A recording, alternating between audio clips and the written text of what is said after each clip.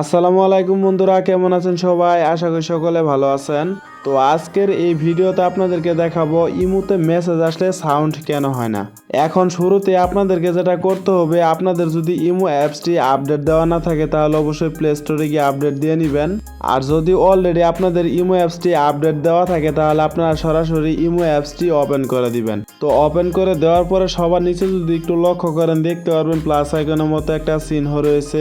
আপনারা এইখানটা একটা ক্লিক করে দিবেন। তো ক্লিক করে দেওয়ার পরে দেখতে পারবেন এখানে বেশ কিছু অপশন চলে আসবে। এখানে সবার নিচে যে মোর নামে অপশনটি রয়েছে আপনারা এইখানটা একটা ক্লিক করে দিবেন।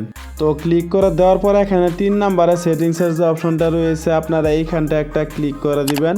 তারপরে দেখবেন আপনার সামনে ঠিক এরকম একটা ইন্টারফেস শো হবে। এখানে সর্বপ্রথমে যে নোটিফিকেশনের অপশনটা রয়েছে আপনারা এইখানটা একটা ক্লিক করে দিবেন।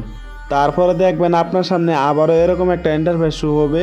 এখানে মেসেজের যে অপশনটা রয়েছে আপনারা এইখানটা একটা ক্লিক করে দিবেন। তো ক্লিক করে দেওয়ার পরে আপনারা এখানে দুইটা অপশন দেখতে পারবেন, প্রাইভেট সাউন্ড এবং তার সাইডে দুইটা অন অফ করার মতো বাটন রয়েছে। আপনাদের যদি এই বাটন দুইটা এখান থেকে অন করা না থাকে তাহলে আপনারা অবশ্যই এই বাটন দুইটা অন করে দিবেন।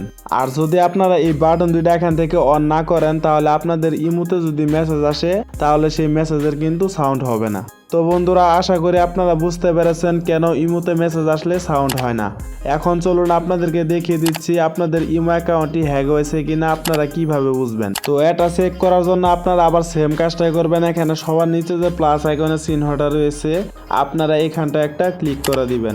তারপর এখানে মোর নামে যে অপশনটা রয়েছে আপনারা এইখানটা একটা ক্লিক করে দিবেন। তারপরে দেখবেন আপনার সামনে ঠিক এরকম চলে আসবে। এখানে সেটিংসের যে অপশনটা রয়েছে আপনারা এইখানটা একটা ক্লিক করে দিবেন। তারপরে দেখবেন আপনার সামনে ঠিক এরকম একটা ইন্টারফেস শো হবে। এখন যদি আপনারা নিচে একটু লক্ষ্য করেন দেখতে পারবেন ম্যানেজ ডিভাইস নামে একটা অপশন রয়েছে।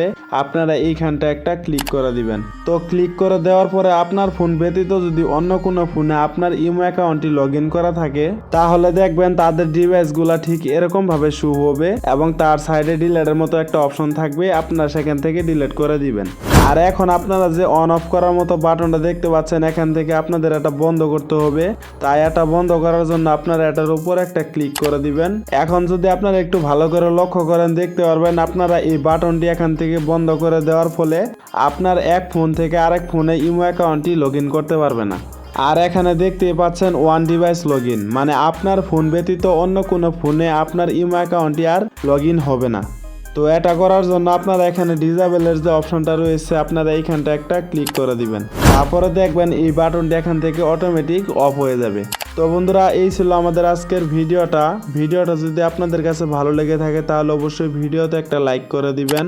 আর ভিডিওটি শেষ করার পূর্বে আপনাদেরকে একটা কথা বলে রাখি, এরকম ইন্টারেস্টিং ভিডিওগুলা কিন্তু আমাদের চ্যানেলে প্রতিদিনই আপলোড হচ্ছে। তাই ভিডিওগুলো পাওয়ার জন্য অবশ্যই চ্যানেলটি সাবস্ক্রাইব করে অল নোটিফিকেশন করে রাখুন, যাতে পরবর্তীতে ভিডিও আপলোড করার সঙ্গে সঙ্গে আপনার ফোনের নোটিফিকেশনটা সবার আগে চলে আসে। তো দেখা হচ্ছে পরবর্তী কোনো নতুন ভিডিওতে। সে পর্যন্ত সুস্থ থাকুন, ভালো থাকুন।